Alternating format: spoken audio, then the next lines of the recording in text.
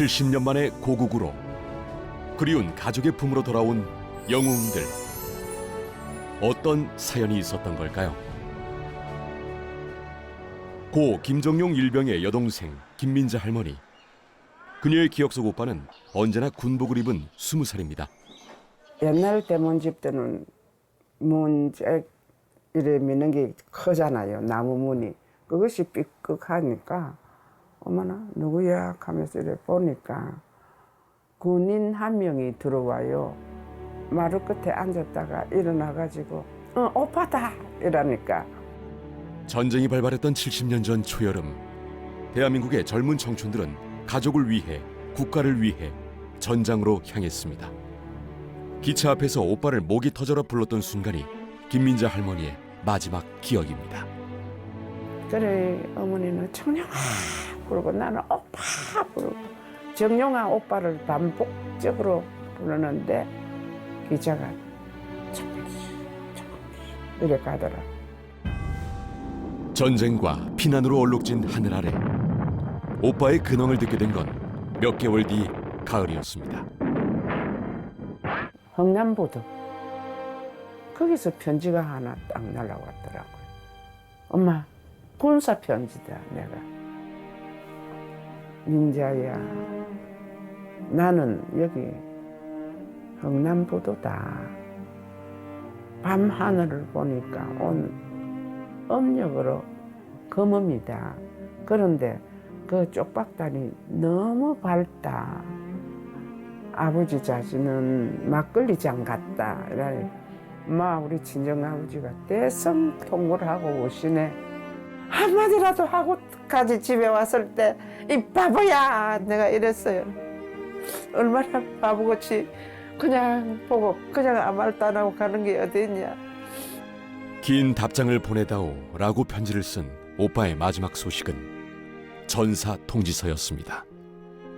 그 후 수십 년이 흘러도 민자 씨는 오빠를 포기할 수 없었죠. 현충원에는 우연히 갔잖아요. 아 우리 1호선 전철이 새로 나는데 여보 한번 타봅시다. 전철이 어떻는지.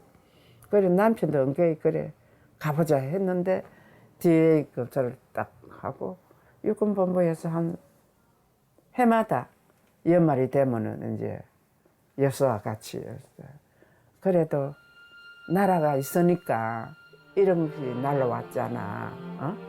20살 군복 입은 까까머리 오빠의 마지막 모습을 김민자 할머니는 한 번도 잊은 적 없습니다. 그 오빠가 영웅이란 이름으로 돌아왔습니다. 다시 태어나가 오빠를 만나봤으면 좋겠어. 몰라도 모르고 살아도 너무나도 20살 나이가 아깝잖아.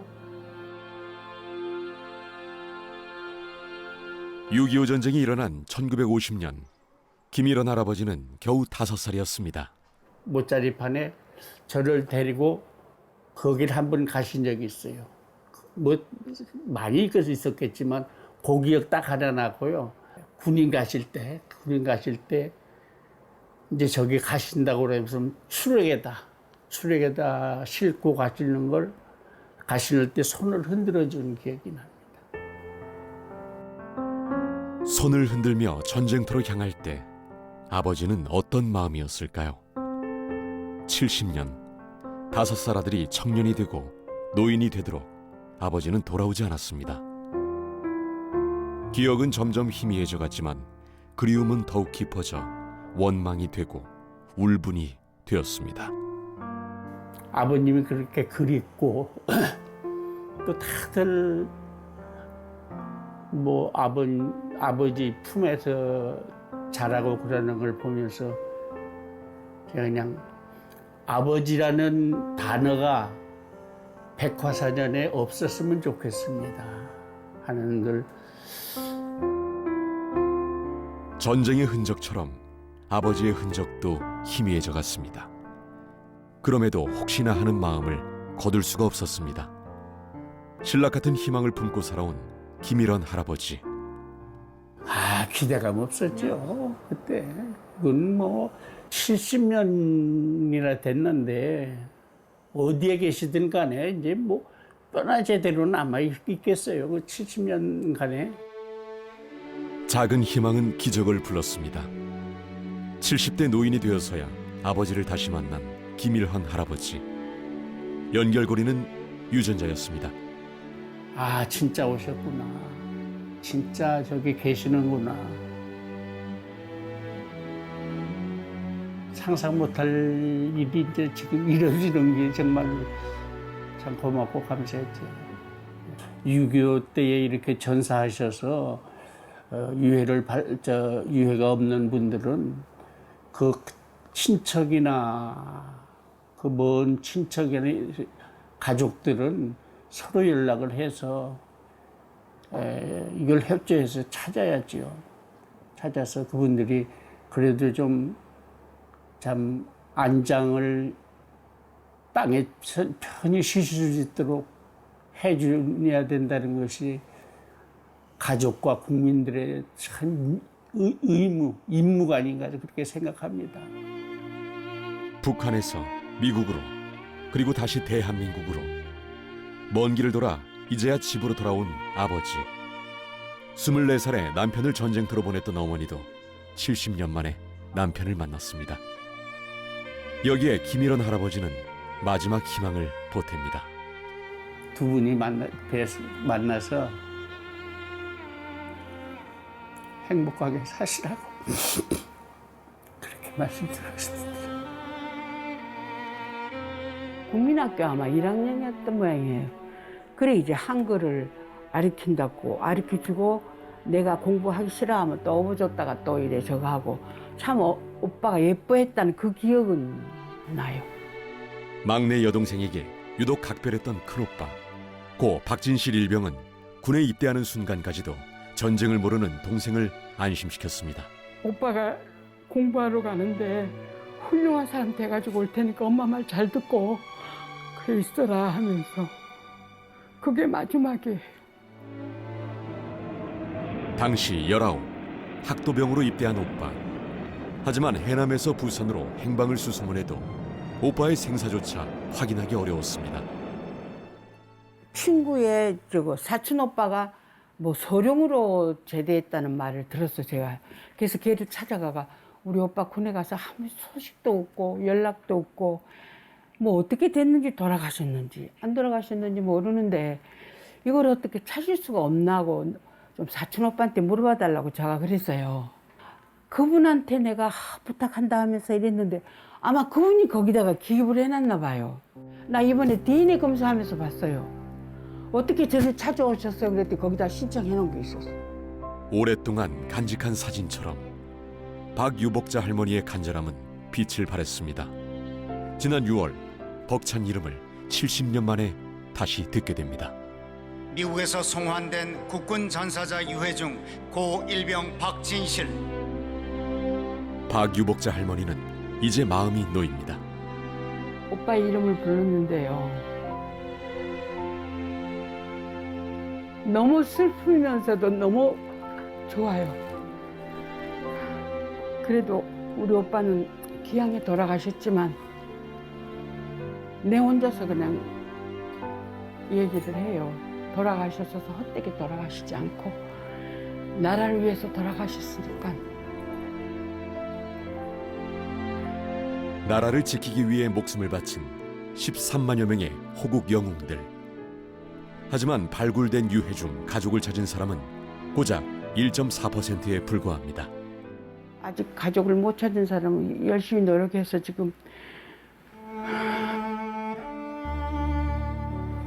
안주도 뼈로서 이렇게 있는 것보다는 빨리 찾는 게 안 낫겠습니까? 그렇게 노력하셔야 될 것 같아요, 가족들이. 전쟁은 오진근 할아버지의 인생을 송두리째 바꿔놓았습니다. 엄마는 또 가셨으니까 이제 저는 저 혼자 갔습니다. 뭐 큰 집에서 크다가 또 구학원에 가서 또 큰 집 구학원에 구학원에서 크다가 클 때와 어릴 때 그때는 엄마는 진짜 말없이 많이 안 했겠습니까? 아버지를 찾아 헤맸지만 헛수고였습니다.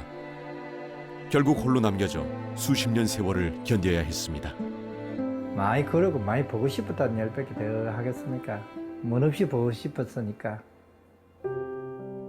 기억으로도 사진으로도 찾을 수 없지만 마음에서만큼은 언제나 선명했던 아버지. 어디에서 어떻게 돌아가셨을까? 오진근 할아버지는 기일을 정해 제사를 지내는 것은 물론 아버지를 찾는 일도 포기하지 않았습니다. 내가 직접 다니면서 한 사람 아는 데 동생하고 둘이 가 다니면서 그 사람 전화 받아갖고 그래갖고 내가 그 찾아가 그거 했어요. 내 손으로 그것도. 유전자 시료를 채취한 지 25년 만에 아버지 고 오대영 이등 중사의 소식이 전해졌습니다. 그리웠던 아버지는 자랑스러운 호국 영웅이었습니다. 그 여섯 딱 하는데 우리 아버지 자기를 수여하는데 대통령 수여를 하는데 우리 아버지 위에다 수여를 하더라고. 대통령 직접 내 옆에 서 있었는데 기억이 너무 좋지. 가슴이 진짜 울고. 원망과 그리움은 자부심으로 바뀌었습니다. 나는 그 할 때는 눈물 나다면 나중에는 그 철없게는 그 있을 게 나중에 눈물도 안 나더라고. 나중에는 막 그냥 멍해지더라고 사람이. 홀로 열심히 살며 이루어낸 소중한 가족. 아버지에게 보여주고 싶습니다. 아버지의 이야기도 전해주고 싶습니다. 그 할아버지 존재는 존재가 없었다니까. 옛날에는 존재도 없었지만 지금은 그래도 야 너가 할아버지 이래도 영웅을 나라를 구하고 영웅을 받은 사람이다. 그래서 이래 훌륭한 분이라고 이야기할 수 있죠. 뭐 아들한테서. 가슴 한편 비워뒀던 곳에 이제야 비로소 아버지를 모시게 된 오진근 할아버지. 자식에게 아버지란 얼마나 큰 존재인지요. 내가 이게 그만두더라도 가볼 때가 있다니까. 내가 생각나고 이럴 때 뭐 보고 싶을 때 찾아가 볼 수 있는 데가 생겼으니까 얼마나 좋아요. 뭐든지 잘 될 것 같다. 기분에 뭘 해도 잘 될 것 같다는 게. 든든한 뭐가 예. 딱 생긴 것 같은 느낌. 예, 예.